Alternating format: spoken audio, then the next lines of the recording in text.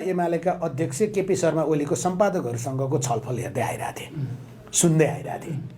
3 बजेबाट एमाले अध्यक्ष केपी शर्मा ओलीको सम्पादकहरूसँगको छलफल थियो। त्यो छलफलमा केही सम्पादकहरूलाई बोलाइएन। हेर्नुहोस् है, त्यो छलफलमा केही सम्पादकहरूलाई बोलाइएन। कसलाई बोलाइएन भने जो यो अगाडि जेनजी आन्दोलन भयो, जेनजी आन्दोलनका क्रममा 10 दिन उहाँ मकवानपुर बस्नुभयो। मकवानपुरमा पनि अस्ति म पुष्पकमल दाहाल प्रचण्डको अन्तर्वार्ता हेर्दै थिएँ हिमालय टेलिभिजनमै।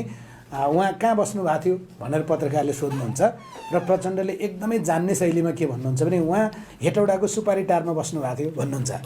तर हेटौडाको सुपारी टारमा जेनजी आन्दोलनको क्रममा कुनै केपी ओली भन्ने पात्र बसेको थिएन।